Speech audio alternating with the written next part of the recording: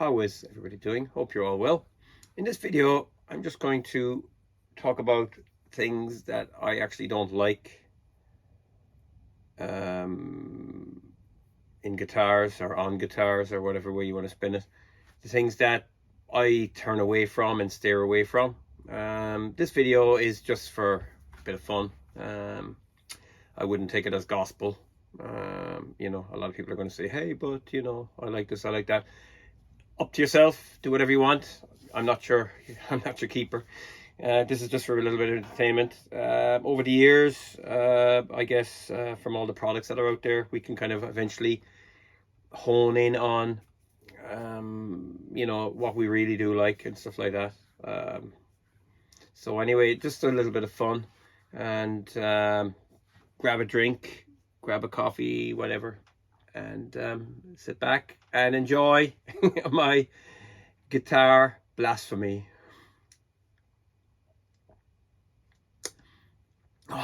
So good. Okay, in no particular order, because I'm not going to do a 10, top 10 or top 20, whatever. I'll just, do it willy-nilly, as they say.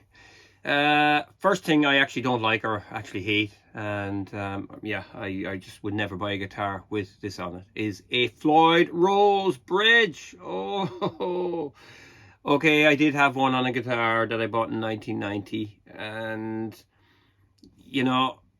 finicky. You have to cut the ball ends off the strings, bend them down, put them in, and then it goes through a nut. On the nut is a clamp. Okay, it allows you to go, but I absolutely, to me, it's, I know. I don't even want to get into it because I know people are going to get angry and say, oh no, how are you going to play any, dive bombing licks and Joe Satriani style stuff. And I don't use a vibrato, a removing bridge on any of my guitars. And I haven't done for a long time. So I guess, I'm exempt from it. Telecasters are, they're hardtailed. So yeah, it's just not for me. And I just don't like them, and I really don't like them on a Strat. It just ruins the whole thing. So to me, a Strat with a Floyd Rose is technically firewood, or it's heading for the dumpster. I think they look okay on Ibanez guitars and those sort of Jacksons and all that kind of stuff, but Floyd Rose, out! Right. As we're into the heavier side of things, a humbucker on a Strat in the bridge is an absolute no-no. And I've seen some nice Strats out there that I would consider buying one time, but I would have to take that back out, sell the humbucker, sort the pickups out, maybe, but not a hope. Even the fact that there was a humbucker in it, I think it kind of has a spirit that would actually, give me shivers down my spine. Strat with a humbucker, and even coil tapping it and stuff like that, no. So that is definitely a deal breaker, and I have zero interest in a guitar with that in it. That's just me, don't shoot me. Locking tuners, right? Locking tuners, I don't know. You read a forum there and a guy says, yeah, I'm going to buy an American special Strat, but I can't wait to get it because I'm going to put locking tuners on. And I could have, what's wrong with the tuners that are on it? They use those ping style ones. Okay, the steel metal tuners that you get in most Fenders are a bit clunky, but they're actually quite good. I have them on some guitars. Just came with them. There's nothing I can really do about it. I'm not really mad about them, but they are quite good. Locking tuners, they just don't make any sense. You know what I mean? Not for me anyway. My favorite would be Kluson style, simply because the string goes down into the mechanism, and you can just rub your hands up and down. You can't cut yourself. You know what I mean? And the buttons are perfect. They're just they feel very natural when you're tuning. So yeah, locking tuners, definitely. If you've got €100 to waste when you buy a guitar, by all means pop them on. But anything that involves, you know, fiddling around with strings and stuff like that, people say, oh yeah, it's a lot faster for tuning and stuff. But if I'm at a gig and I need to change a string, nobody is going to do a gig with one guitar, I'm sorry, you know. I've never done it. There's always going to be one lying there in the background ready to go if the one I have gets smashed or I break it off somebody's head or something. But, you know. Anyway, locking tuners out. Okay, the next one is a bit controversial because some people, you know, have kind of devoted their whole lives to it. A poly finish versus a nitro finish. Right. Where do I go with this one? Okay. First of all is I like nitro because the only reason I like nitro is that if I can actually be careless with the guitar. Okay, this is a nitro finish. I can be careless with this guitar, put it against the wall, put it on the floor, gets chipped and knocked. The nitro is quite thin. It doesn't really, it gets scratched without cracking. Poly, especially the polyester finish on, we'll say cheaper guitars like Mexican Fenders usually have it. It's a bit thicker. It's quite tough. It always looks brand new. You can't relic it or anything like that. Some people try to do that and it's absolutely horrific. You just can't. It cracks and shatters. It's almost like a polymer. Yeah, but I find with guitars like that I have to be extra careful because I don't want to dent them because I'm afraid then it's quite thick and it'll smash and there's a hole in it. You know, it's kind of tricky to deal with, but it is tough. Again, you know, if it's a cheaper guitar, you should be able to throw it around the place too. But anytime I've ever dinged them, it's just been a headache and I'm going, oh no, you know, a guitar pedal falls out of my hand and lands on top of it. Yeah, you know, because I'm a bit goofy. But anyway, people kind of, you know, have one or the other. It's like, oh, nitro is better because it lets the wood breathe. Well, I think that's a lot of nonsense because this is a nitro finish, but if you look closely at it, there's actually a clear coat on top of the wood. Now, that clear coat is definitely not nitro because if it was, it would have worn away. So I have a funny feeling that that's a polyester finish. And I was reading somewhere that very few Fender guitars, the finished wood body before they, finished wooden body before they actually sprayed, has got a clear coat in it because if it doesn't, the paint doesn't stick properly. Some manufacturers don't use this process. But Fender seemed to do it. So technically, if nitro was going to let the wood breathe, there's definitely there's a clear coat underneath this. So that's a load of nonsense. I'm sorry, you know, a lot of people are going to say, hey, but nothing. I don't want to bust your bubble, but this is nitro, but there is a clear coat under the nitro, which means it's not nitro. Sorry, the nitro will not allow the wood to breathe. Can you breathe? Yeah, it's choking, look. Oh god, yeah, it's choking. Anyway, next up is the debate, Rosewood versus Maple. Okay, I've made videos about these myself now, okay, so, you know, I'm not trying to backtrack or anything like that.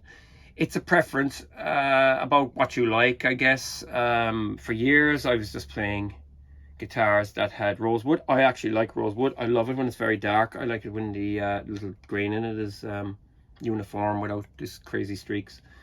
They're both hardwoods. They both do the same thing. The difference being really is that maple, people say it's snappier and all that kind of stuff, but it's very hard to tell the difference in tone. I don't think you can. Every guitar is different. I mean, these are both American specials. They both have Texas specials. They're both stock, but they do sound different because they kind of feel slightly different. But there's not an awful lot of difference. You know what I mean? It's just like you could have 10 of these made and they're all going to sound different. And one of them will sound, oh, that's a great guitar to play. It's got this kind of liveliness to it. Same with this. You know, I've often picked up maples that were duds and they felt really bad. But the debate is just getting a bit tiring. Which is better, which sounds better. It's like this. Have you seen Jimi Hendrix playing in concert footage with Rosewood and maple? You know, I don't think you can tell the difference. Like, he sounds good or whatever he sounds like. Mark Knopfler used to use maple for certain songs, and I've also heard him playing Rosewood for certain songs, and it sounds great because he's a great player. I don't think it makes that much difference. I wouldn't wake up in the middle of the night thinking about it, going, "Oh my God, which one is which?" It's just a tiring debate. It's like the tone wood debate. You know, which tone wood. You're not really going to tell that much of a difference. You know, okay, if a guitar is made out of crap and rubbish and balsa wood or something, okay, fine. But other than that, you know, get over it. Just play it and stop worrying about it. Next up is 2-point bridges on a Strat. I don't like this, the 2-point. It just looks very strange. I think in 1987, when they started making the American Standard back in the USA, they added a 22nd fret, and then they put in this, some people call them Wilkinson style bridges, whatever, but it's a 2-point trim. It has block saddles on it. I don't mind the blocks. But no, I'm not really a fan. I would not buy a guitar with a 2-point trim on it. That's why I've never owned a Fender player. For me, I love this. This is, to be, what a Strat bridge is all about. I love it. The bent steel saddles, the 6 screws. Yeah, you just gotta have it. Next up is vintage frets. I'm not really a fan. I don't mind them. I find that I play them less and less now. I have 3 Fender guitars with the vintage frets on them, and of course usually they have a 7.25 radius.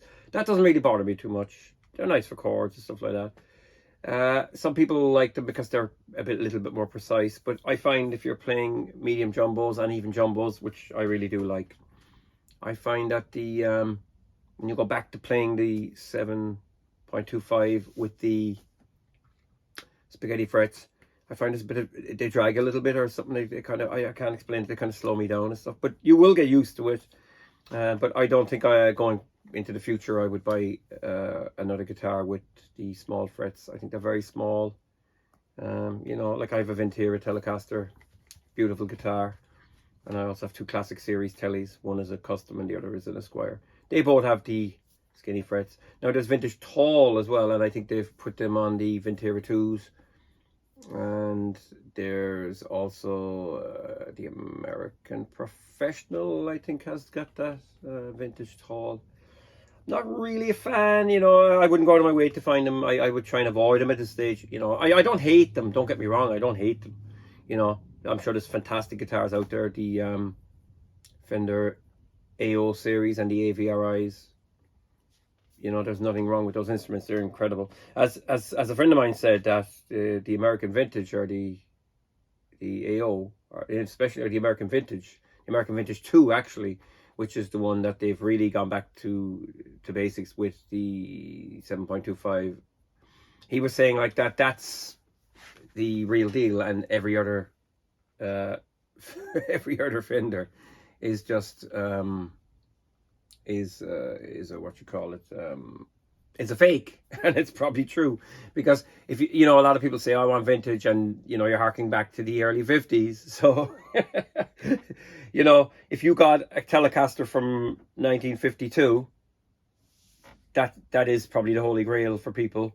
If you buy an American Vintage 2, you're just probably getting something. It's better in ways because, number one, it's not worth the money. That it hasn't got the same price tag on it.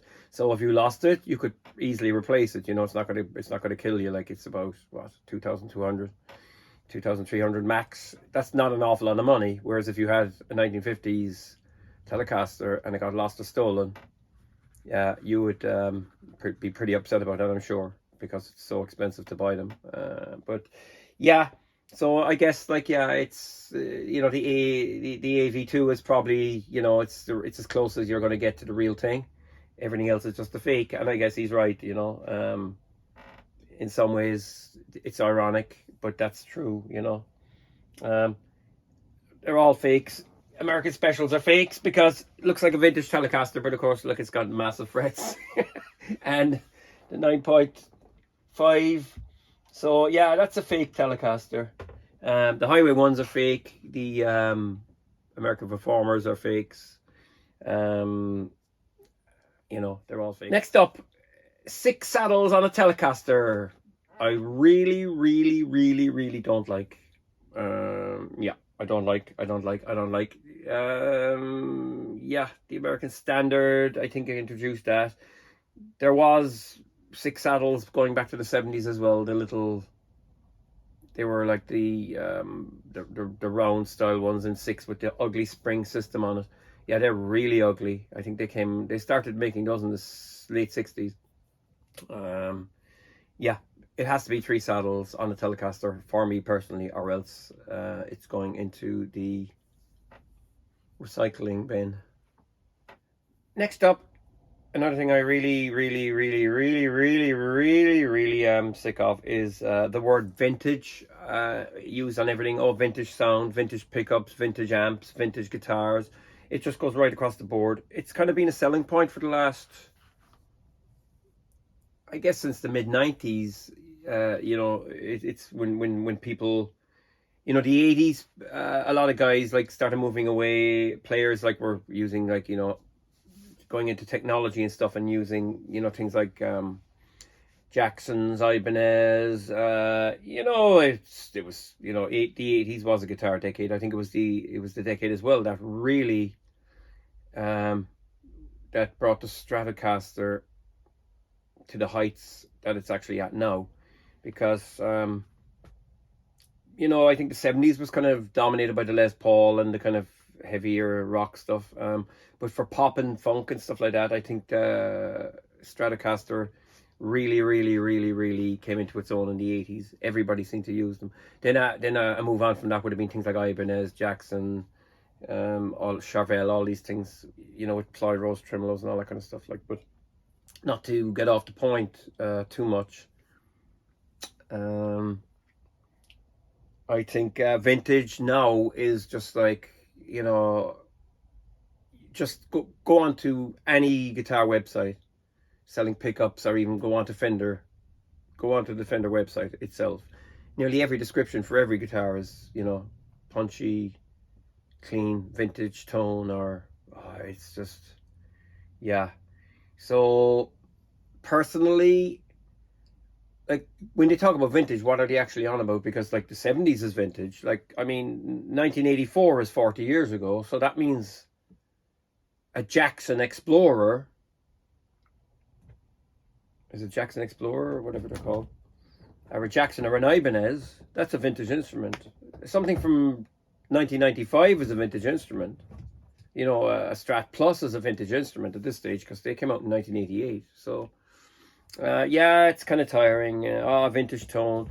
Vintage tone, really, are they talking about, the 50s? Is that what they're actually on about? Like, because vintage tone is probably Buddy Holly and, the guys that were playing with Elvis and stuff like that. The Alnico 3 pickups, skinny frets.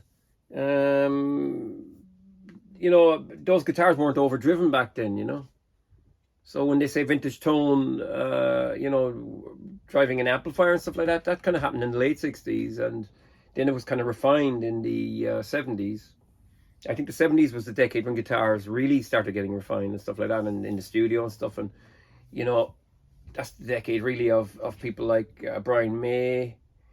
Zappa was doing a lot of experimental stuff with guitars. And, then of course you had like people like Andy Summers going from the 70s into the 80s and stuff like that. And then The Edge and stuff like that. And, a lot of guys were left behind in the 80s, like Clapton. I mean, his music in the 80s isn't great, but all of a sudden in the kind of mid-90s, there was kind of resurgence of blues, and, authenticity and stuff like that, and going back to tube amps and stuff.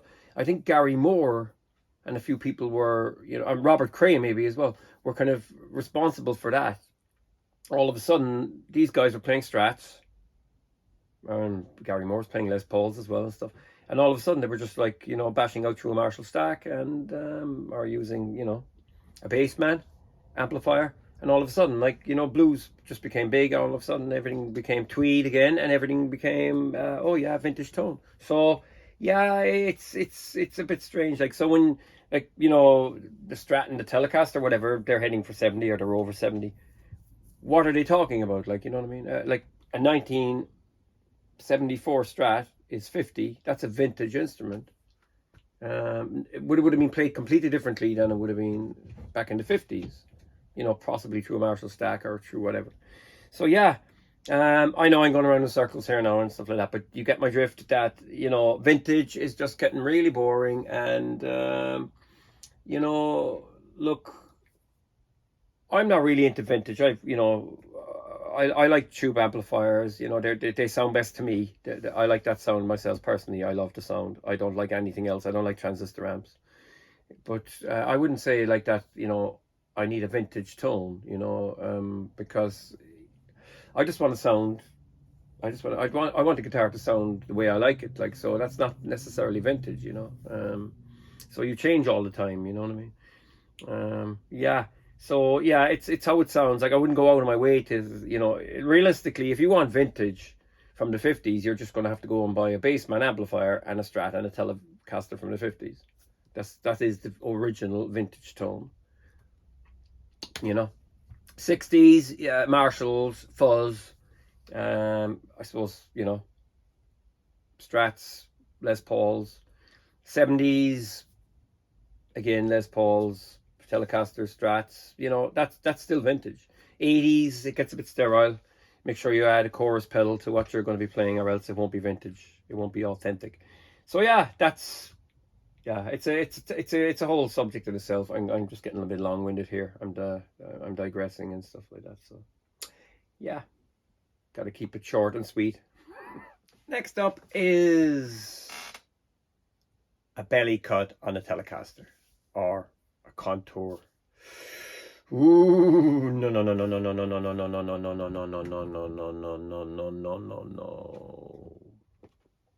Okay, I think this video has gone on too long, and it's time to call a halt.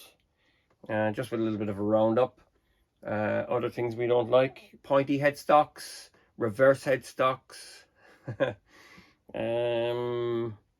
What else? Transistor amplifiers. Just can't use them. What else? Pickups, very subjective. You know, I've read on forums there, a guy will say, yeah, I'm picking up a Fender whatever at the weekend off a friend of mine, and I can't wait to get it, and I'm just immediately going to swap out the pickups because I've heard the pickups in it are not great. You know, like, I mean, play it for a week or two and see what happens. I mean, I don't think any guitar, you know, is going to sound bad. You know, it's up to yourself what you want to do with it, you know. What else don't we like? Active pickups, EMGs,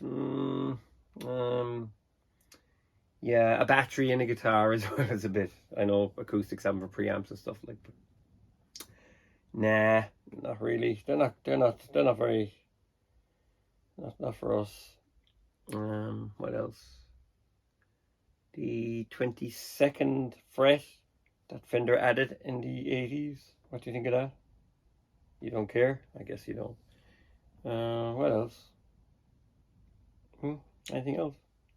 So anyway, yeah, that's about it. I can't think of any more. Write in the comments below what you think. Your likes and dislikes about guitars. You know, maybe there is something wrong with me that I don't like Floyd Rose and pointy headstocks. You know, maybe I need to go to maybe I need to go to therapy or something like that. I don't know what's wrong with them. You know. Anyway, feel free to subscribe. Thanks for watching and take care. Let's play. Maxi Moosh wants to play. Yeah, it's his playtime. So off we go. Okay, baby.